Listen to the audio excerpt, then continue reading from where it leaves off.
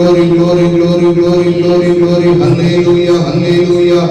கிருபைக்காய் ஸ்தோத்திரம், ஸ்தோத்திரம், ஸ்தோத்திரம், ஸ்தோத்திரம், ஸ்தோத்திரம், ஸ்தோத்திரம். இரக்கங்களுக்காய் ஸ்தோத்திரம், ஸ்தோத்திரம், ஸ்தோத்திரம், ஸ்தோத்திரம், ஸ்தோத்திரம், ஸ்தோத்திரம், ஸ்தோத்திரம். அற்புதத்துக்காய் ஸ்தோத்திரம், ஸ்தோத்திரம், ஸ்தோத்திரம், ஸ்தோத்திரம், ஸ்தோத்திரம். ஆண்டவரே ஆச்சரியமான வழிகாட்டுதலுக்காய் ஸ்தோத்திரம், ஸ்தோத்திரம், ஸ்தோத்திரம். எங்களோடு இருந்து நடத்துகிற வழிகளுக்காக ஸ்தோத்திரம், ஸ்தோத்திரம், ஸ்தோத்திரம். மகிமைகள் நடுவிலே வெளிப்படுவதாக, கிருபை வெளிப்படுவதாக, ஆச்சரியமான அன்புகள் நடுவிலே வெளிப்படுவதாக. பரிசுத்த கரம் இந்த ஆண்டவரே காலை நேரத்தில் இறங்கி வருவதாக. ஹல்லேலூயா. ரிமாமா ரகசந்தரா அத்துனா கரசுல பௌதர கதன மோதர கதனி அந்தரா அத்துனா முகதரியம் கரதுலா சௌதோனியா. ஹல்லேலூயா, ஹல்லேலூயா, ஹல்லேலூயா. நீர்கள் நடுவிலே கிரியை செய்வீராக ஆவியானவரே. உம்மை நாங்கள் வரவேற்கிறோம், உம்மை நாங்கள் வரவேற்கிறோம். உம்முடைய கிருபைகளை அதை எதிர்பார்த்து ஆண்டவரே இந்த காலை நேரத்தில் காத்திருக்கிறோம். ஹல்லேலூயா, ஹல்லேலூயா, ஹல்லேலூயா. இந்த நேரம் மூலமாக எங்களோடு தேவனை ஆராதிப்பதற்காக இணைந்திருக்கிறோம் யாவரையும் வரவேற்கிறோம். தொடர்ந்து தேவாவியானவர் ஆராதனை முழு பகுதியிலே தம்முடைய மகிமையை, தம்முடைய மகத்துவத்தை வெளிப்படுத்தும்படியாக நம்ம எல்லாரும் ஜெபம் பண்ணுவோம். கர்த்தர் நல்லவர், கிருபை நிறைந்த நல்ல ஆண்டவரே, நல்ல பிதாவே, இந்த நல்ல நேரத்துக்காக நன்றியோடு துதிக்கிறோம். சர்வ வல்லமையுள்ள தேவன் இந்த காலை நேரத்தில் எங்களோடு கூட இருப்பாராக.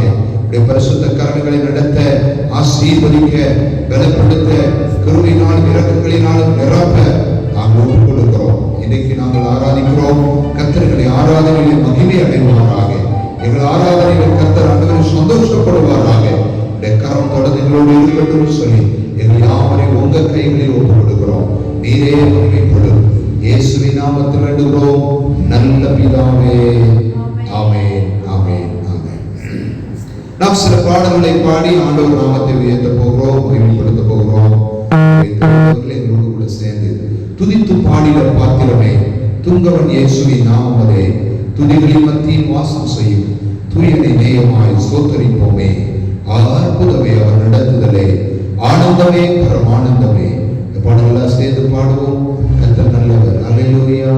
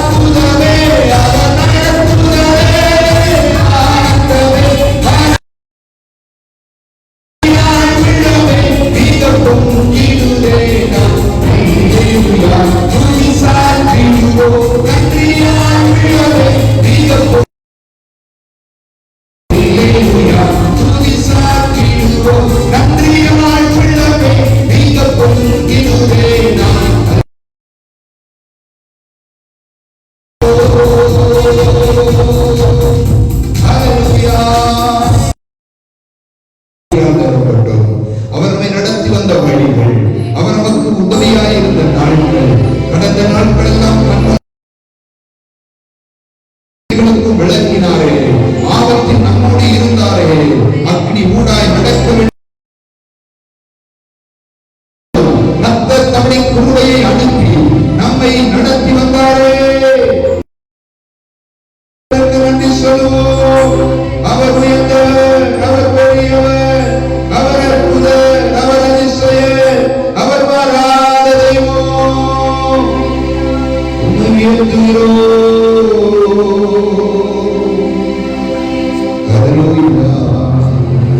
கிருபையால் நிலைநிற்கிறோம். தேவ கிருபையால் நிலைநிற்கிறோம். எங்களை பேர் சொல்லி அழைத்தது உங்க கிருபை, எங்களை பெரியவனாக்கியது உங்க கிருபை, இதுவரைக்கும் பாதுகாத்தது உங்க கிருபை. கூட ஆண்டவரை உயர்த்துவோம். அவர் நமக்கு கடனையும் கிருபைகளையும் தாராளமாய் தருவாராக. ஹல்லேலூயா.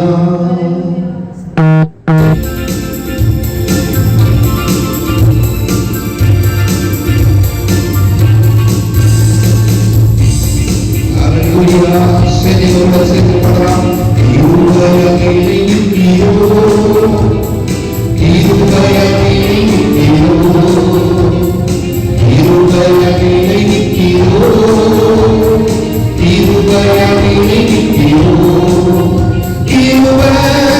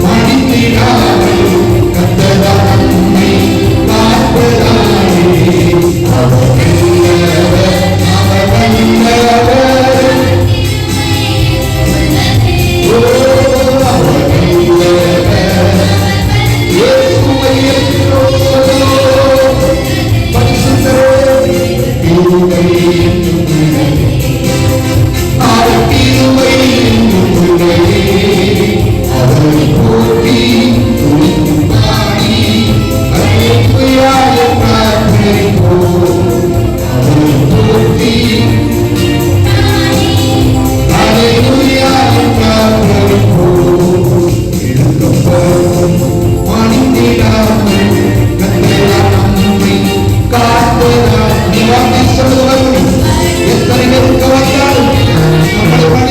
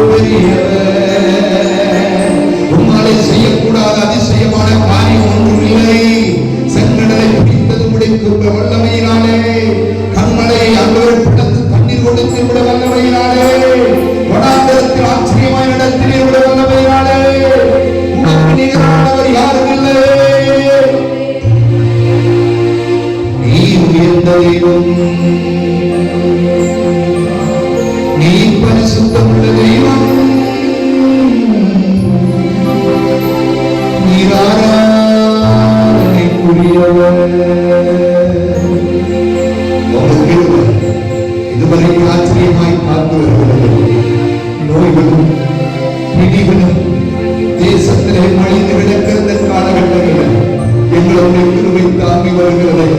நீ எவ்வளவு நல்லவர். ஹல்லேலூயா. ஒரு வலுவான சொல்லுவோம்.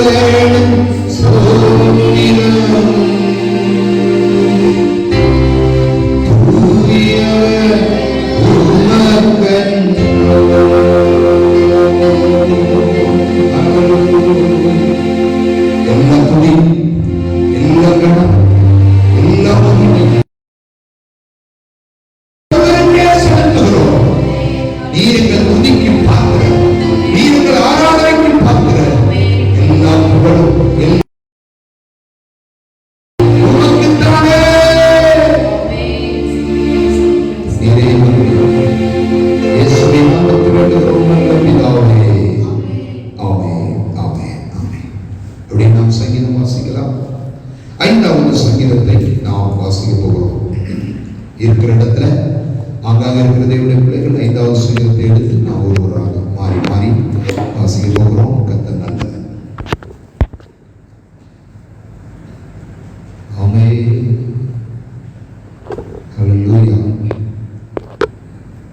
கர்த்தாவே, என் வார்த்தைகளுக்கு செவிகொடு, என் தியானத்தை கவனியும். நான் உம்மிடத்தில் விண்ணப்பம் பண்ணுவேன். என் ராஜாவே, என் தேவனே, என் மீட்பரின் சத்தத்தை கேட்டருளும். கர்த்தாவே, காலையிலே என் சத்தத்தை கேட்டருளுவீர். காலையிலே உமக்கு நேரே வந்து ஆயத்தமாகி காத்திருப்பேன். நீர் துன்மார்க்கத்தில் பிரியப்படுகிற தேவன் அல்ல, தீமை உம்மிடத்தில் சேர்ப்பதில்லை. வீட்டுக்காரர் உம்முடைய கண்களுக்கு முன்பதாக நிலைநிற்க மாட்டார்கள். அக்கிரமக்காரர் யாவரையும் வெறுக்கிறீர். போய் பேசுகிறவர்களை அழிப்பீர். இரத்த பிரியனையும் சூதுள்ள மனுஷனையும் கர்த்தர் அருவருக்கிறார். நானோ உமது மிகுந்த கிருபையினாலே உமது ஆலயத்திற்குள் பிரவேசித்து உமது பரிசுத்த சந்நிதிக்கு நேரே பயபக்தியுடன் பணிந்து கொள்வேன். கர்த்தாவே, என் சத்துருக்களின் நிமித்தம் என்னை உம்முடைய நீதியிலே நடத்தி எனக்கு முன்பாக உம்முடைய வழியை செவ்வைப்படுத்தும். அவர்கள் வாயில் உண்மை இல்லை, அவர்கள் உள்ளம் கேடுபாடுள்ளது. அவர்கள் தொண்டை திறக்கப்பட்ட பிரேத புலி, தங்கள் நாவினால் இச்சகம் பேசுகிறார்கள். தேவனே அவர்களை குற்றவாளிகளாக தீரும். அவர்கள் தங்கள் ஆலோசனைகளாலே விழும்படி செய்யும். அவர்கள் துரோகங்களினுடைய திரட்சி நிமித்தம் அவர்களை தள்ளிவிடும். உமக்கு விரோதமாய் கலக்கம் பண்ணினார்களே. சேர்ந்து வாசிப்போம். உம்மை நம்புகிறவர்கள் யாரும் சந்தோஷித்து என்னாலும் கம்பீரிப்பார்களாக. நீர் அவர்களை காப்பாற்றுவி. உம்முடைய நாமத்தை நேசிக்கிறவர்கள் உம்மில் களி கூறுவார்கள்.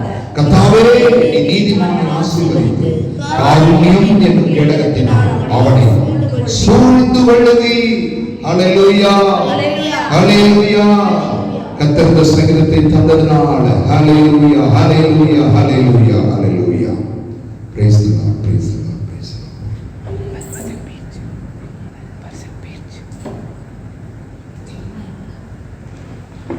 ஆண்டவருடைய வார்த்தையை நாம் இப்பொழுது கேட்க போகிறோம். ஆகவே மிகுந்த கவனத்தோடு தேவனுடைய வார்த்தைகளை கேட்க உங்களை நான் அழைக்கிறேன். ஆங்காங்கே இருக்கிற தேவனுடைய பிள்ளைகள் தேவனுடைய ஆயத்தமாக இருப்பீர்கள் என்று நான் நம்புகிறேன். இன்னைக்கும் ஆண்டவர் நம்மோடு பேசுவாராக. இன்றைக்கு நம்மோடு பேசுவாராக. ஆகவே ஏசாயா தீர்க்கதரிசன புத்தகம் 40வது அதிகாரத்தை நாம் திருப்பிக் கொண்டு அதிலிருந்து சில விஷயங்களை இன்றைக்கு ஆண்டவர் நம்மோடு பேசும்படி நாம் கவனமாய் ஆயத்த சிந்தையோடு காத்திருப்போம். கர்த்தர் இன்றைக்கு நமக்கு தம்முடைய வார்த்தைகளை, வசனத்தை விளங்கப்படுவாராக, வெளிப்படுத்துவாராக. ஆமென். அந்த 31வது வசனத்தை நாம் வாசிக்கலாம்.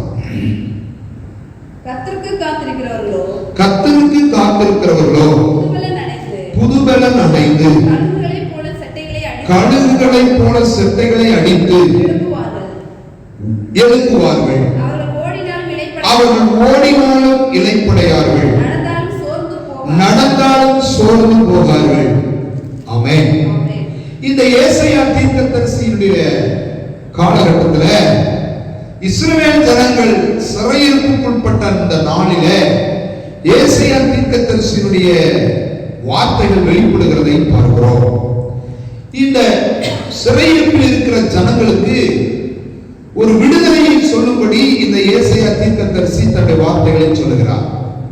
ஏசாயா தீர்க்கதரிசன புத்தகம் பழைய ஏற்பாட்டில் இருக்கிற ஒரு சுவிசேஷ புத்தகம் என்று சொல்லுவார்கள். ஏசாயா தீர்க்கதரிசி ஒரு சுவிசேஷகர் என்று சொல்லுவார்கள்.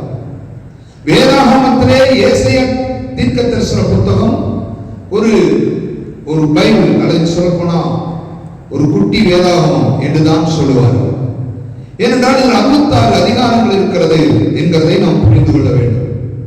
இந்த ஏசாயா தீர்க்கதரிசன புத்தகம் 40ஆம் அதிகாரம் எதை சொல்லுகிறது என்றால், கிறிஸ்து இந்த உலகத்திற்கு பிறக்க போகிறதை சொல்லுகிறது.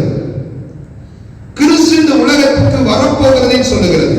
ஆகவேதான் இந்த ஏசாயா தீர்க்கதரிசன புத்தகம் 40ஆம் அதிகாரத்திலே கர்த்தருக்கு வழியை ஆயத்தம் பண்ணுங்கள் என்கிற சத்தம் கேட்டது என்று சொல்லி யோவான் ஸ்நானகனுடைய ஆயத்தத்தை அங்கு சொல்லுகிறதை பார்க்கிறோம். அதை தொடர்ந்து பின்பாக நீங்கள் கவனித்தீர்களானால் இயேசு கிறிஸ்துவினுடைய பிறப்பையும் அங்கு சொல்லி வருகிறதை பார்க்கிறோம். இதற்கு பிற்பாடு அதிகாரத்தை பார்த்தீர்களானால் இயேசு கிறிஸ்துடைய பிறப்பு, இயேசு கிறிஸ்துடைய வளர்ப்பு, இயேசு கிறிஸ்துடைய மரணம், இவைகள் எல்லாம் அவர்கள் சொல்லுகிறதை பார்க்க முடியும். இப்ப கவனிங்க, இஸ்ரவேல் ஜனங்கள் கர்த்தருடைய வார்த்தையின்படியே பாபிலோனிலே அடிமைகளாய் இப்பொழுது இருக்கிறார்கள். இந்த அடிமைத்தனத்தில் இருக்கிற இந்த ஜனங்கள் விடுதலையாக்கப்படுகிற நேரம் வந்தது. இந்த 40ஆம் அதிகாரத்தில் சொல்லுகிறார் 1வது வசனத்துல, என் ஜனத்தை ஆற்றுங்கள் தேற்றுங்கள் என்று சொல்லுகிறார்.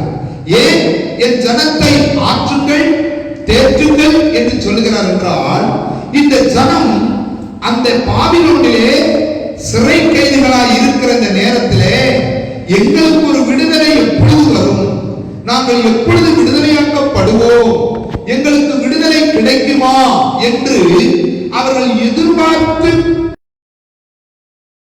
விடுதலைக்கான காலம் அவர்களுக்கு வந்தது என்று சொல்லி இந்த ஏசாயா 40ஆம் அதிகாரத்திலே நாம் வாசிக்க முடியும். இங்கு நாம் 3 காரியங்களை சொல்ல விரும்புகிறேன். ஒன்று, இஸ்ரவேலுக்கு புது வாழ்வு ஆரம்பிக்கிறது இந்த ஏசாயா 40வது அதிகாரத்திலே. அப்படின்னு என்ன அர்த்தம்? அடிமைத்தனத்திலிருந்து விடுதலை அவர்களுக்கு கிடைக்க போகிறது.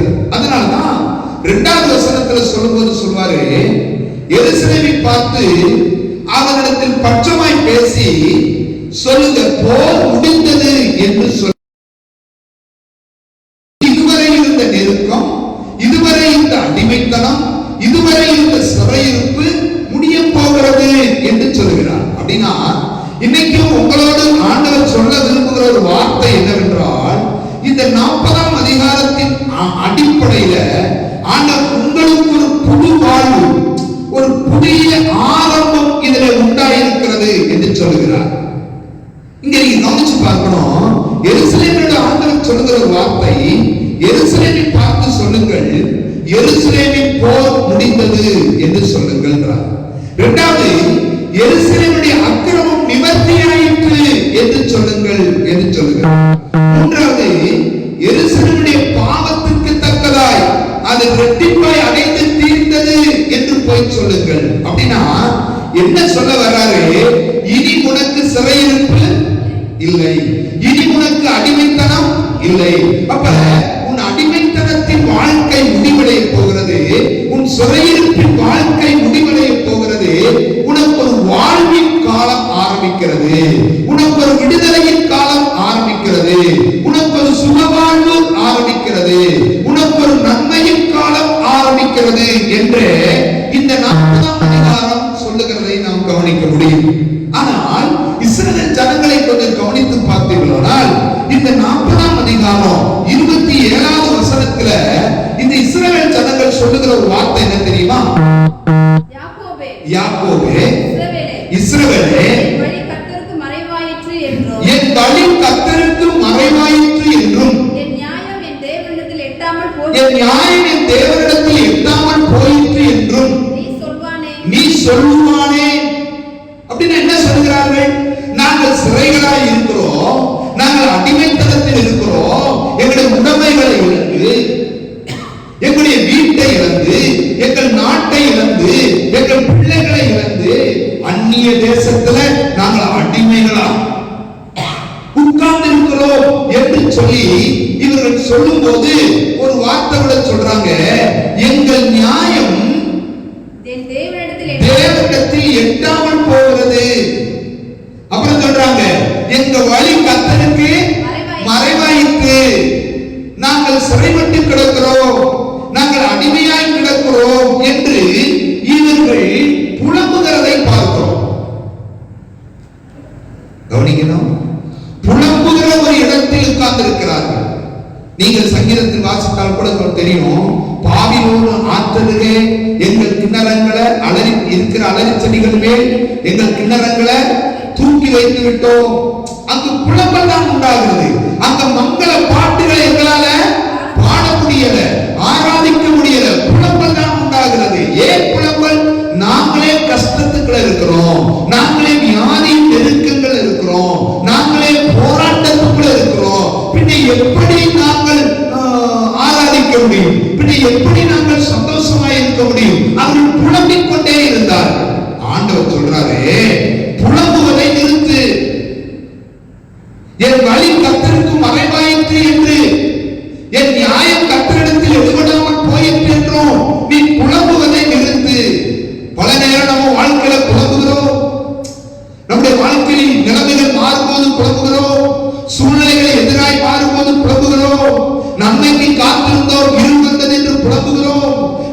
நீதியை கணக்கில் எடுக்கவில்லை, எனக்கு இவ்வளவு நெருக்கத்தில் இருக்கிறேன், துன்பத்தில் இருக்கிறேன் என்று புலம்புகிறோம், உபத்திரவத்தில் வாழ்கிறேன் என்று புலம்புகிறோம், கர்த்தாவே நீதிகளை பார்க்க மாட்டீரா என்று புலம்புகிறோம். ஆண்டவர் சொல்றாரு, புலம்பட நிறுத்திட்டு 31 வசனத்தில் சொல்றாரு, கர்த்தருக்கு காத்திரு.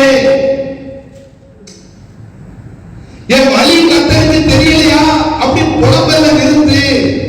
என் நியாயம் எடுபடலையா என்று புலம்புவதை நிறுத்து. என் உபத்திரவத்தை கர்த்தர் பார்க்க மாட்டாரா புலம்புவதை நிறுத்து. நீ கர்த்தருக்கு காத்திரு. அந்த வார்த்தையை சொல்றாரு, கர்த்தருக்கு காத்திரு என்று அவர் சொல்வதற்கு காரணம் என்ன?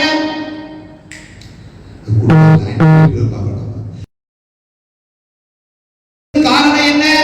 அங்க வேதத்தை கவனிச்சு பார்த்தீங்கன்னா ஆண்டவர் சொல்றாரு, கர்த்தருக்கு காத்திரு என்றால் உன் புலம்பலுக்கு மாறுதல் அங்கதான் இருக்குன்றார். கவனிச்சு பாருங்க. எப்படி நீங்க ஒரு வார்த்தை சொல்லணும், நடந்ததை நினைத்து, நடந்து கொண்டிருப்பதை நினைத்து, நடக்கும் போவதை நினைத்து புலம்புவதை விட்டுவிட்டு இனி தேவன் நம்மில் என்ன செய்ய போகிறார் என்பதற்காக காத்திருக்கணும். அதுதான் உங்களுடைய வாழ்க்கையில ரொம்ப ரொம்ப முக்கியம்.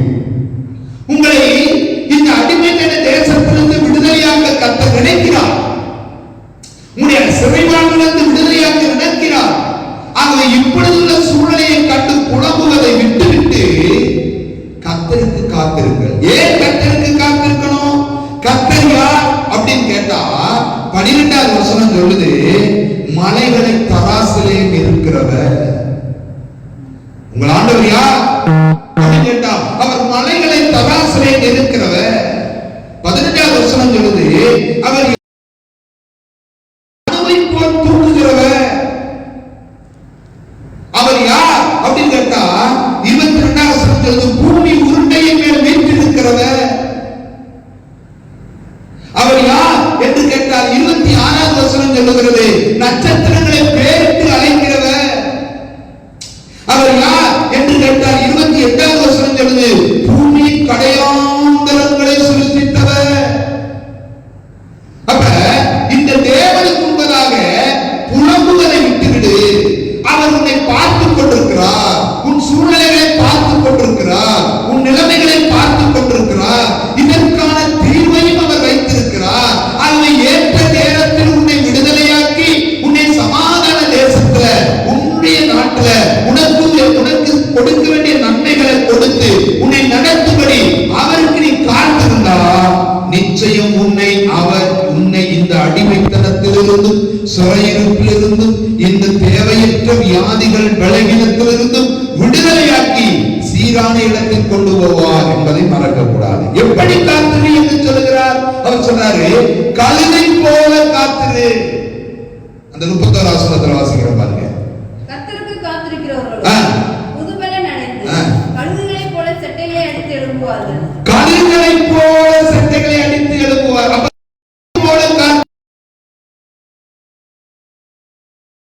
தெரியுமா? தனித்திரு என்றுதான் அர்த்தம். காத்திரு என்கிற காலத்துல, வீடுகளுக்குள்ளே அடைபட்டிருக்கிற இந்த காலத்துல எங்களுடைய வழி கர்த்தருக்கு மறைவாயிற்று என்று புலம்பாதபடி, எங்களுடைய நியாயம் கர்த்தருக்கு எடுபடவில்லை என்று புலம்பாதபடி, கர்த்தர் எங்களுக்கு ஒரு நற்காலங்களை தருவாரா என்ற புலம்பாதபடி, கர்த்தரோடு கர்த்தருக்காக நம்பிக்கையோடு அவரோடு இணைந்து பின்னி பிணைந்து காணப்படுவோமானால் நம்முடைய புலம்பலை மாற்றி கர்த்தர் நமக்கு அற்புதம் செய்ய அவர் ஆயத்தமாயிருக்கிறார். அல்லேலூயா.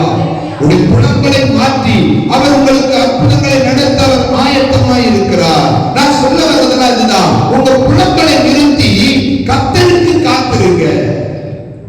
அப்ப என்ன நடக்கும்? உங்க புலம்பலை நிறுத்தி கர்த்தருக்கு காத்திருந்தீங்கன்னா என்ன நடக்கும்? ஒரு 4 காரியம் சொல்றேன், கவனிங்க. ஏசாயா 40ஆம் அதிகாரம் 31வது வசனத்துல வாசிக்கிறோம், கர்த்தருக்கு காத்திருக்கிறவர்களோ புதுபலன் அடைந்து. கவனிக்கணும், புதுபலன் அடைந்து அப்படின்னா ஒரு வார்த்தை சொல்லுவேன், புலம்பலை நிறுத்தி கர்த்தரோடு கூட ஒன்றிணைந்து, கர்த்தரோடு கூட இணைப்பாக இணைக்கப்பட்டு கர்த்தருக்காக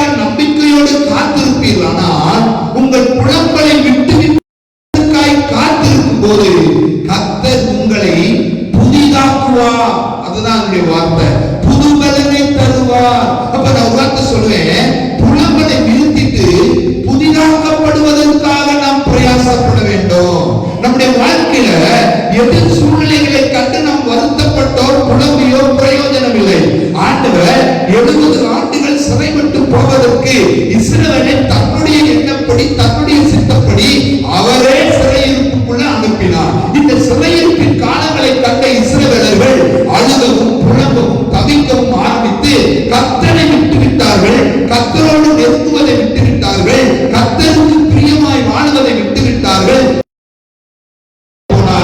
இப்பொழுது ஆண்டவர் சொல்லுகிறார், நியாயம் இடுபடுறன்னு புலம்புறதை விட்டு, உன் வழி கர்த்தருக்கு தெரியாம போயிருச்சோ புலம்புறதை விட்டுட்டு கர்த்தருக்கு காத்துரு. அப்பொழுது அவர் உன்னை புதிதாக்குவார், அல்லது உன்னை புதுப்பிப்பார், அல்லது உன்னை புதுமெல்லாம் நிரப்புவார் என்று சொல்லுகிறதை பார்க்கிறோம். இன்றைக்கு காலை நேரத்தில் உங்களை பார்த்து ஒரு வார்த்தை சொல்ல விரும்புகிறேன். இழந்து போனதை நினைத்து நீங்கள் புலம்பிக் கொண்டிருக்கிறீர்களோ, இந்த லாக்டவுன் நாட்களை நினைத்து வேதனைப்பட்டுக் கொண்டிருக்கிறீர்களோ, நான் ஒரு வார்த்தை சொல்லுவேன். கழுகு வயது ஆன உடனே தன் தோற்றத்தை நினைத்து அது ஒரு நாள் புலம்புவது கிடையாது. வயதாகிவிட்டது, இனி நாம் பறந்து போக முடியாது, நமக்கு இன்னும் பலன் கிடைக்காது, நாம் எழுத முடியாது என்று அது நினையாமல் தன்னை புதுப்பித்துக் கொள்வதற்காக கொஞ்ச நாள் போய் தனிமையிலே உட்கார்ந்து காத்திருக்குமா. ஒரு தனிப்பட்ட இடத்துல, யாரும் வர முடியாத இடத்துல தனியாக உட்கார்ந்து அது காத்திருக்கும். காத்திருக்கிற அந்த கழுகு கொஞ்ச நாள் ஆகும்போது அதற்கு புதிய இறகுகள் முளைக்க ஆரம்பிக்கிறது, புதிய தோற்றம் அதற்கு கொடுக்கப்படுகிறது, புதிய பலன் அதற்கு கொடுக்கப்படுகிறது, புதிய சத்துவத்தோடு எழுப்புகிறது. ஆனால் கொஞ்ச நாளைக்கு முன்னாடி அந்த கழுகை பார்த்தீங்கன்னா அது பழைய கழுகு, வயதான கழுகு, பறக்க முடியாத கழுகு, இறகுகள் சரீரத்தில் எல்லாம் தோற்றத்தில் எல்லாம் அலங்கோலமாய் இருந்த கழுகு. காத்திருந்த போது, வெயிட் பண்ணின போது, நம்பிக்கையோடு காத்திருந்த போது, அங்கே கர்த்தர் நமக்கு ஏதாவது செய்வார் என்ற எதிர்பார்ப்போடு காத்திருந்த போது அது புது பலனை பெற்றுக் கொண்டு எழும்புகிறதை பார்க்கிறோம். என் அன்புக்குரியவர்களே, இன்னைக்கு உங்களை பார்த்து சொல்லுகிறேன், சில காரியங்களை நினைத்து புலம்பிக் கொண்டிருக்கிறீர்களோ, இல்லாமைகளை நினைத்து புலம்பிக் கொண்டிருக்கிறீர்களோ, பலன் இல்லை, வாழ்க்கையில் நம்பிக்கை இல்லை, எதிர்பார்ப்பது நடக்கவில்லை என்று புலம்பிக் கொண்டிருக்கிறீர்களோ, புலம்புவதை விட்டுவிட்டு கொள்வதற்காக காத்திருப்போம். கர்த்தரை புதுப்பிக்கும்படியாக கர்த்தரோடு காத்திருப்போம், கர்த்தரோடு இசைந்து காத்திருப்போம். அவர் நம்முடைய பலனை புதிதாக்க ஆரம்பிப்பார். அல்லேலூயா. நம்முடைய சிறகுகளை புதிதாக்க ஆரம்பிப்பார், நம்முடைய தோற்றத்தை புதிதாக்க ஆரம்பிப்பார், நம்முடைய வாழ்க்கையின் சூழ்நிலைகளை புதிதாக்க ஆரம்பிப்பார், நம்முடைய வாழ்க்கையின் நிலைமைகளை புதிதாக்க ஆரம்பிப்பார். வேதம் அழகாய் சொல்லுகிறது, புது பலன் அடைந்து. அப்ப அந்த புது பலன் எப்படி இருக்கு? அங்க வாசித்து பாருங்களேன், 30வது வசனத்துல போட்டிருக்கு, இளைஞர் இளைப்படைந்து சோர்ந்து போவார்கள், வாலிபரும் இடறி விழுவார்கள், கர்த்தருக்கு காத்திருக்கிறவர்களோ புது பலன். அப்படின்னு கவனிக்கணும், இளைப்படையாத பலன் ஆண்டவர் சொல்றார் பாருங்க. இந்த புது பலன் எது? நீ புதிதாக்கப்படும்படி. இந்த புது பலன் உனக்கு எப்படி வருகிறதா? என்ன வாழ்க்கையில் உங்களை சந்தித்தாலும் ஒரு இலை புதிதாக்கப்படும்படி நீங்கள் கர்த்தரிடத்தில் காத்திருக்க வேண்டியது அவசியம். மூன்றாவது, இடறி விழாத பலன். இடறி உங்க வாழ்க்கையில தடுமாறி இருக்கும், ஆனா புதிதாக்கப்படுவதற்காக கர்த்தரிடத்தில் காத்திருப்பீங்கன்னா புலம்பலை நிறுத்திட்டு ஆண்டவரே புதிதாக்கு சொல்றாரு. இடறி விழ முடியாத பலனை கர்த்தர் உங்களுக்குள்ள தருவேன் அப்படின்றாரு. அப்புறம் சொல்றாரு, அதே இளமைக்கான பலன். கழுகு உட்கார்ந்து எழும்பும் போது இளமைக்கான பலனை தருகிறார். முதுமை அல்ல, இளமை. அதுதான் பைபிள்ல கழுகுக்கு சமமாய் திரும்பவும் உன் வயது வான வயது போலாகிறது. அப்படின்னா இளமைக்கான பலன். ஆண்டவர் சொல்றாரு, உடைய வாழ்க்கையின் சூழ்நிலைகளை இளமையாய் மாற்ற விரும்புகிறார், உடைய வாழ்க்கையின் சூழ்நிலைகளை அவனை மறுரூபமாக்க விரும்புகிறார். இன்னொரு வார்த்தை வாசிக்கிறோம் 28வது வசனத்துல, இளமை இறைவனுக்கு ஒத்த பலனை தருகிறார். எப்படி? பைபிள் 28வது வசனத்துல வாசிக்கிறோம், பூமியின் கடையாந்தரங்களை சிருஷ்டித்த கர்த்தராகிய அநாதி தேவன், பூமியின் கடையாந்தரங்களை சிருஷ்டித்த கர்த்தராகிய அநாதி தேவன் சோர்ந்து போவதில்லை, இளைப்படைவதும் இல்லை. அப்ப பாருங்க,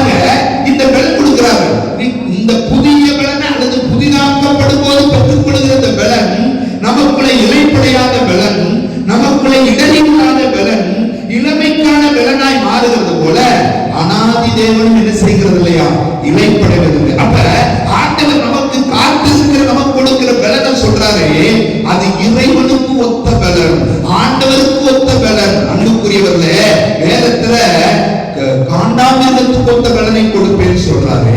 இங்க ஆண்டவர் சொல்ற கழுவுக்கு ஒத்த பலன் என்ற வார்த்தையை பயன்படுத்துறாரு.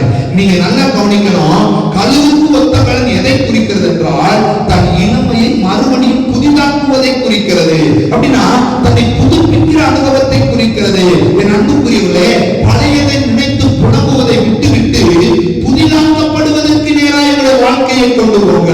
உங்களுடைய சிந்தையை புதிதாக்க, உங்களுடைய மனதை புதிதாக்க, உங்களுடைய வாழ்க்கையை மறுரூபப்படுத்துவதற்கு ஏதுவாய் கர்த்தரோடு கூட நம்பிக்கையோடு இணைந்து காத்திருப்பீர்களானால் ஆண்டவர் சொல்றாரு, உங்களை புதிதாக்குவதற்கு நான் ஆயத்தமாக இருக்கிறேன். அல்லேலூயா.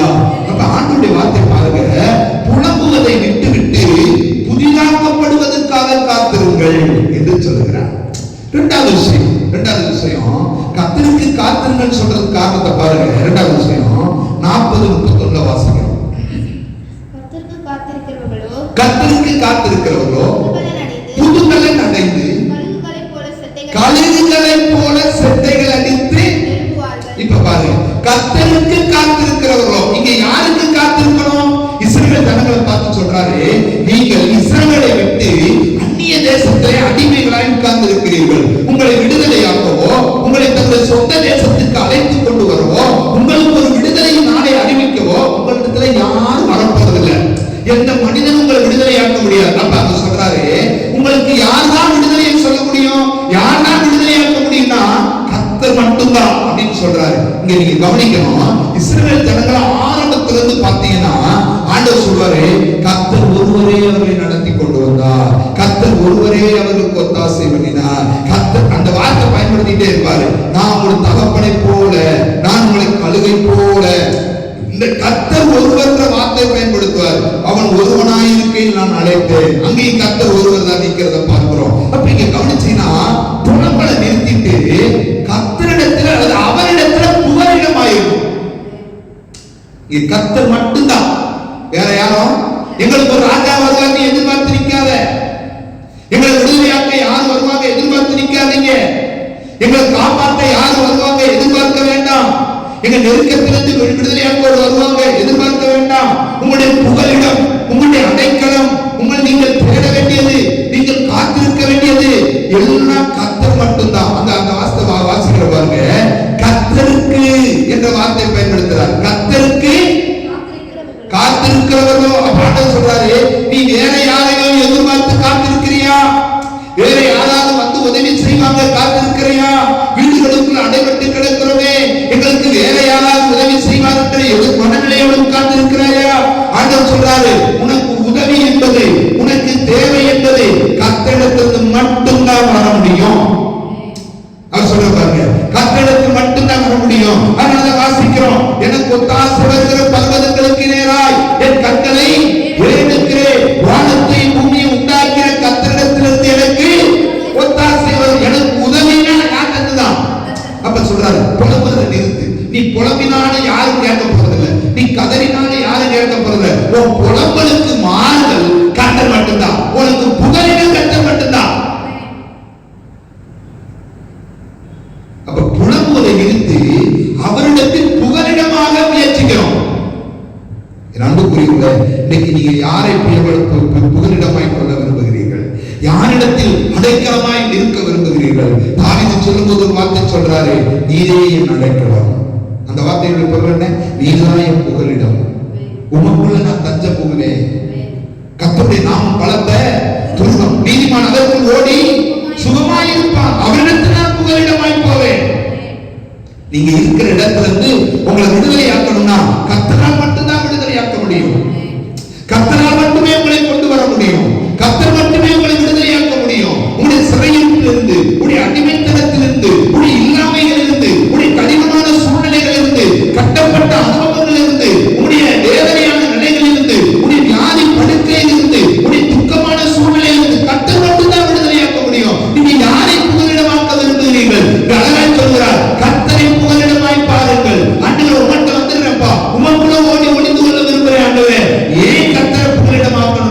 பைபிள் அழகா சொல்லுது 10வது வசனத்துல அவர் பராக்கிரமசாலி. அல்லேலூயா. 10வது வசனம் சொல்லுது அவர் பராக்கிரமசாலி. 2வது வசனம் 10வது வசனத்துல அவர் புயபலத்தால் அரசாளுகிறவர். 3வது வாசிக்கிறோம் 28வது வசனத்துல அவர் சோர்ந்து போகாதவர். 4வது பார்க்கிறோம் 10வது வசனத்துல அவர் பலனளிக்கும் கர்த்தர். இந்த கர்த்தரிடத்திலே புகலிடம் கொள்வோமானால் உங்கள் புலம்பலை ஆனந்த களிப்பாய் கர்த்தர் மாற்றி விடுவார். உன் நிலைமை ஆனந்தமாய் மாறிவிடும். உன் சூழ்நிலை ஆனந்தமாய் மாறிவிடும். அல்லேலூயா. ஆமென். கர்த்தர் நல்லவர். 3வது காரியம் 40ஆம் அதிகாரம் 31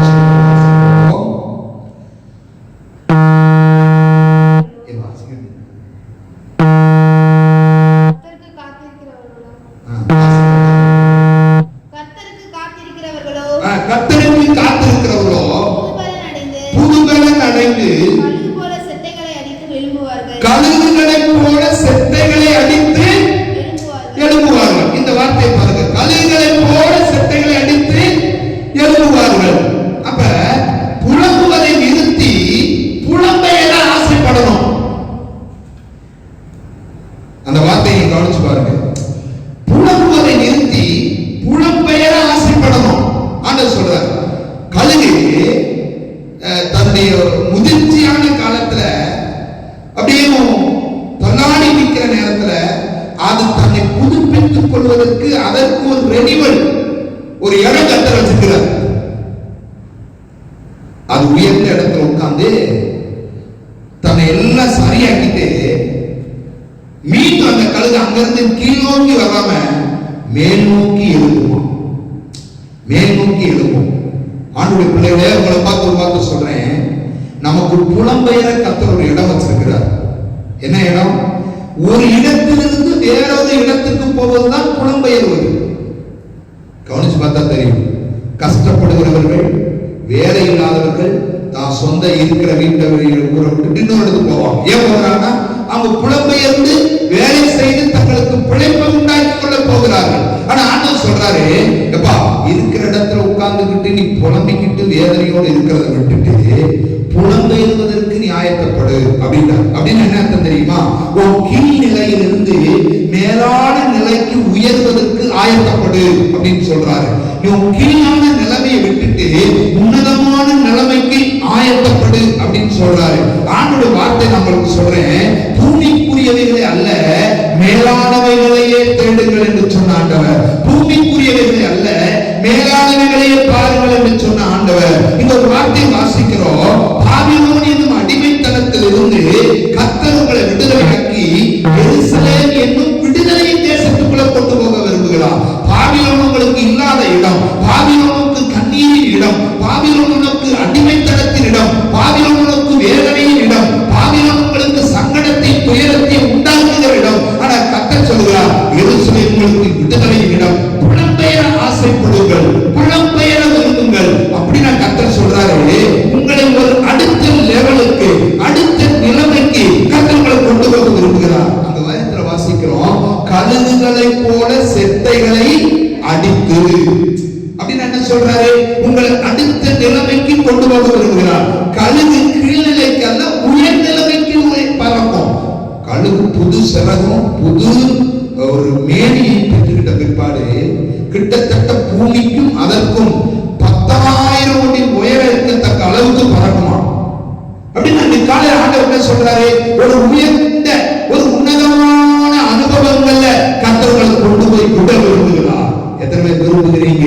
ஆண்டவரே, எங்களை உயர்ந்த ஸ்தானங்களில் கொண்டு போகிற கர்த்தர், கண்மலையின் மேலே கால்களை நிறுத்துகிற கர்த்தர், உன்னதமானவருடைய மரங்களில் இருக்கிறவன் சர்வ வல்லவருடைய நிலையில் தங்குவார் அப்படின்னா உன்னதமான இடத்திலே உட்கார்படி செய்கிற கர்த்தர். நம்முடைய நிலைமை ஒரு உன்னத அனுபவங்களுக்கு நேராய் கர்த்தர் கொண்டு போக விரும்புகிறார். உங்களுக்கு ஆசை உண்டா? பூமிக்குரியவர்கள் அல்ல, உன்னத அனுபவங்களுக்கு நேராய் போகும்படி புலம்பலை நிறுத்துங்க. புலம்பெயர்வதற்கு கர்த்தரிடத்தில் காத்திருங்க. ஒரு உன்னத அனுபவத்துக்கு நேராய் முன்னேறி செல்வதற்காய் கர்த்தரிடத்தில் காத்திருங்க. வேதத்தில் அழகா வாசிக்கிறோம்,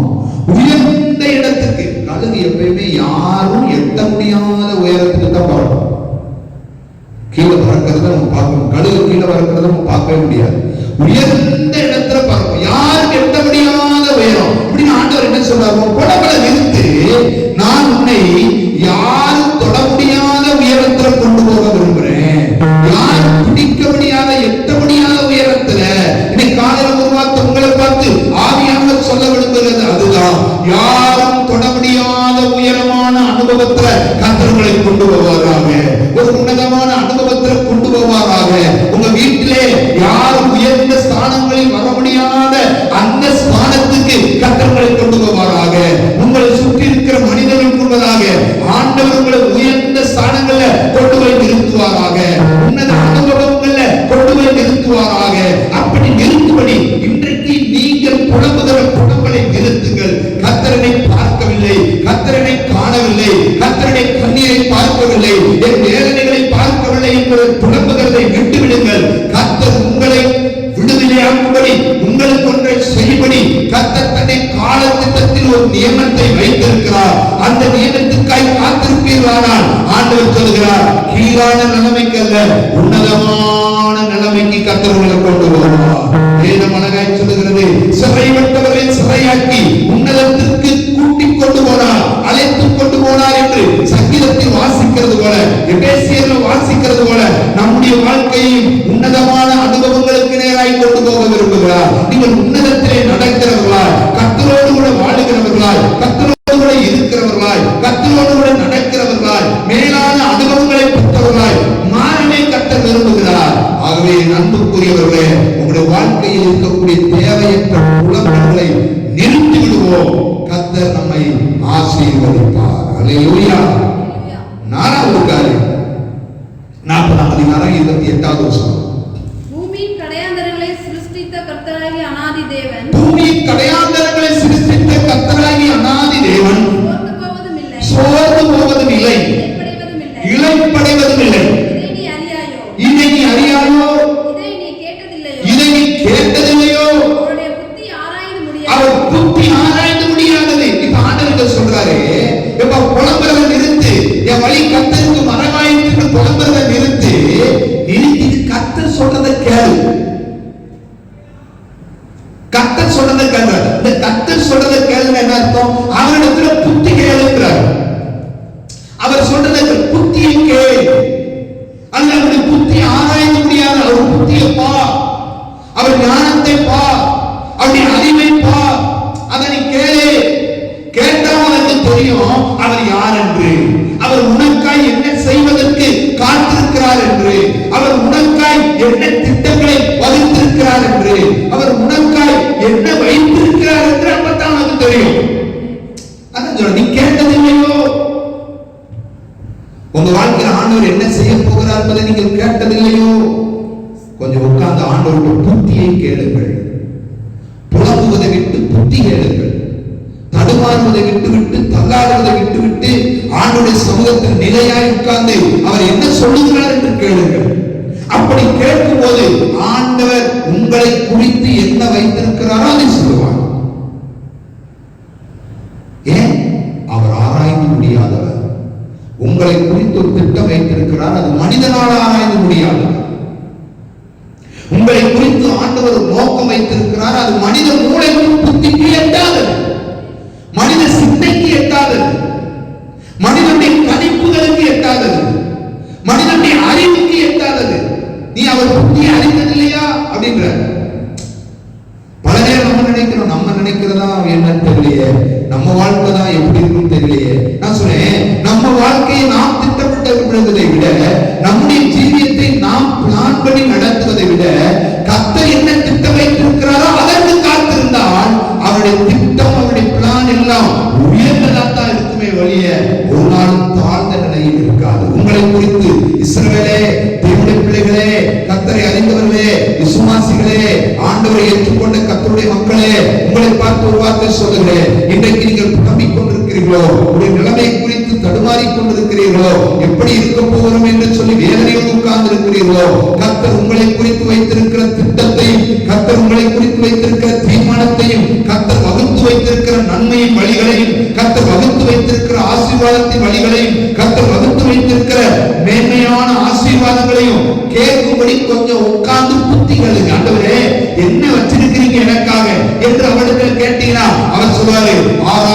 முடியாத அதிசயங்களை செய்கிற கர்த்தர். அல்லேலூயா. உங்க சிந்தைக்கு எட்டாத காரியங்களை செய்கிற கர்த்தர் சொல்றாரு, உனக்காய் நான் வகுத்து வைத்திருக்கிற திட்டங்களை கண் காணவும் இல்லை, காது கேட்கவும் இல்லை, அது மனிதனுடைய புத்திக்கு எட்டவும் இல்லை. அந்த அளவுக்கு மிக சிறந்த திட்டத்தை, அந்த அளவுக்கு மிக மேன்மையான திட்டத்தை ஆண்டவர் உங்களுக்காக வைத்திருக்கிறார். ஆகவே உங்க புலம்பலை நிறுத்துங்க, இல்லை என்கிற புலம்பலை நிறுத்துங்க, வேதனைப்பட்டுக் கொண்டு தவித்துக் கொண்டிருக்கிறவர்களை நிறுத்துங்க. கர்த்தருக்காக காத்திருங்க, கர்த்தரோடு இணைந்திருங்க. கழுதை போல கர்த்தருக்காக வெயிட் பண்ணுங்க, அதுவும் நம்பிக்கையோடு காத்திருங்க. அப்படி நீங்க காத்திருந்தா கர்த்தர் உங்களை புதிதாக்குவார், உங்கள் பலனை புதிதாக்குவார். 2, கர்த்தர் உங்களுக்கு புகலிடமாவார், உங்கள் அடைக்கலமாய் மாறுவார். 3, உங்களை உயர்ந்த இடங்களுக்கு புலம்பெயர்த்தி கொண்டு போவார், உங்கள் உயர்ந்த ஸ்தானங்களிலே உங்களை கொண்டு போய் உட்கார பண்ணுவார். 4, உங்கள் புத்திக்கு எட்டாதபடி அவர் புத்தியை தீர்மானித்திருக்கிற, அவருடைய அறிவியை தீர்மானித்திருக்கிற, அவருடைய ஞானத்திலே தீர்மானித்திருக்கிறபடி கர்த்தர் உங்களை நடத்துவார், கர்த்தர் உங்களை ஆசீர்வதிப்பார் என்பதில் எந்த சந்தேகமும் இல்லை. ஆகவே இந்த வார்த்தையை கேட்டுக் கொண்டிருக்கிற நீங்கள் சூழ்நிலைகளை பார்த்தோ, வேதனைகளை பார்த்தோ புலம்புவதை நிறுத்துவோம், கர்த்தரை தேடுவோம், கர்த்தருக்காய் காத்திருப்போம். நமக்கு மகா பெரிய அற்புதங்களை கர்த்தர் செய்வாராக. இருக்கிற இடத்துல கண்களை மூடுங்க. உங்க எல்லாருக்காக நான் ஜெபிக்கிறேன். ஹல்லேலூயா, ஹல்லேலூயா, ஹல்லேலூயா. பரலோகத்தின் தேவனுடைய கிருபை வெளிப்படும்படியாய், பரலோகத்தின் ஆண்டவருடைய வல்லமை வெளிப்படும்படியாய், பரலோகத்தின் தேவனுடைய ஆசீர்வாதங்கள் வெளிப்படும்படியாய். Glory to God. ஓரி வாகா சந்தா ரகசியாதரா. ஹல்லேலூயா. உன்னை உயர்ந்த ஸ்தானங்கள்ல கொண்டு போகிற கர்த்தர், யாரும் எட்ட முடியாத உயரத்துல உன்னை கொண்டு போகிற கர்த்தர் விரும்புகிறார். யாரும் பிடிக்க முடியாத உயரத்துல உன் வேலையில கர்த்தர் உன்னை உயர்ந்த இடத்துல கொண்டு போய் வைக்க விரும்புகிறார். கர்த்தருக்காய் காத்திரு தேவ பிள்ளையே. இருக்கிற நிலைமையை நினைச்சு புலம்பாத, வேதனைப்படாத. துக்கத்தின் மேல் துக்கம் உனக்கு அதிகரிக்க வேண்டாம், வேதனைக்கு மேல வேதனை உனக்கு அதிகரிக்க வேண்டாம். எப்படி கர்த்தரை வழியை பார்க்க மாட்டாரா, கர்த்தரை சூழ்நிலையை பார்க்க மாட்டாரா என்ற அழுகுறலும் வேதனை நிரம்பிய வார்த்தைகளும் வேண்டாம். உன்னை குறித்து கர்த்தர் வைத்திருக்கிற புத்தி கெட்டாத விஷயத்துக்காக காத்திரு, அறிவு கெட்டாத விஷயத்துக்காக காத்திரு. அவர் ஞானத்துல உனக்காய் தீர்மானித்து வைத்திருக்கிறவைகள் ஆச்சரியமானது. ஹல்லேலூயா, ஹல்லேலூயா. அவர் உனக்காய் செய்யபடி வைத்திருக்கிற நன்மைகள் ஆச்சரியமானது. அவர் உனக்காய் செய்யபடி வைத்திருக்கிற கிருபைகள் ஆச்சரியமானது. கர்த்தருக்கு காத்திரு. அப்பொழுது உன் வாழ்க்கையில் அவர் செய்ய நினைக்கிற அத்தனையும் அவர் செய்து முடிப்பார். தாராளமாய் உன்னை ஆசீர்வதிப்பார். ஜெபம். பரலோகத்தின் ஆண்டவரே, பரிசுத்தமுள்ள பிதாவே, நல்ல நேரத்துக்காக நன்றியோடு துதிக்கிறோம். சர்வ வல்லமையுள்ள தேவன், எங்களுக்கு இந்த நல்ல நாளை தந்து ஆராதிக்க, துதிக்க, உயர்த்த எங்களுக்கு கிருபை பாராட்டி ஸ்தோத்திரம். இன்றைக்கு ஆண்டவருடைய வார்த்தையில ஆங்காங்கே இருந்து கேட்டுக்கொண்டிருக்கிற அத்தனை பேரையும் கர்த்தர் ஆசீர்வதிக்கப்பா. அவருக்கு நீ கிருபைகளை தார், பலனை தார், ஆசீர்வாதத்தை தார், நன்மையை தார், சுகத்தை தார், விடுதலையை தார்.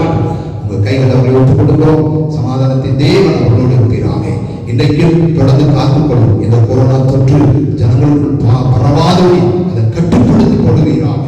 ஆண்டவரே, ஜனங்கள் விடுதலையோடு வாழ கர்த்தர் உதவி செய்கிறாங்க. ஆங்காங்க அடைந்து கிடக்கிற ஜனங்களுடைய வாழ்க்கை சூழ்நிலைகள் மாறுவதாக, சிறையிருப்பின் அனுபவங்கள் விடுதலையாவதாக. கர்த்தர் மகா பெரிய அற்புதங்களை ஜீவியங்கள வாழ்க்கையில செய்யும்படி அவர்கள் உங்க கைகளை நான் ஒப்புக் கொடுக்கிறேன். சமாதானத்தின் தேவன் தொடர்ந்து காத்துக்கொள்ளும். நன்மையும் கிருபையும் சுகமும் பலரும் தொடரட்டும். ஆசீர்வதி, ஆசீர்வதி, ஆசீர்வதி. இயேசுவின் நாமத்தில் வேண்டுகிறோம் நல்ல பிதாவே. என் ஆத்துமாவே கர்த்தரை ஸ்தோத்திரி, என் முழுவதுமே பரிசுத்த நாமத்தை ஸ்தோத்திரி. என் ஆத்துமாவே கர்த்தரை ஸ்தோத்திரி, அவர் செய்த சகல உபகாரங்களையும் மறவாதே. ஆமென். நம்முடைய கர்த்தராகிய இயேசு கிறிஸ்துவின் கிருபையும் பிதாவாகிய தேவனுடைய அன்பும் பரிசுத்தாவின் ஐக்கியமும் சிநேகிதமும் பாதுகாப்பும் பராமரிப்பும் வருகை விட்டு நம்முடைய மாறாமல் நிலைத்திருப்பதாக. ஆமென், ஆமென், ஆமென். அல்லேலூயா, அல்லேலூயா, அல்லேலூயா, அல்லேலூயா, அல்லேலூயா. ஆமென். எல்லாரும் வாழ்த்துக்கள். கர்த்தர் உங்களை ஆசீர்வதிப்பார்.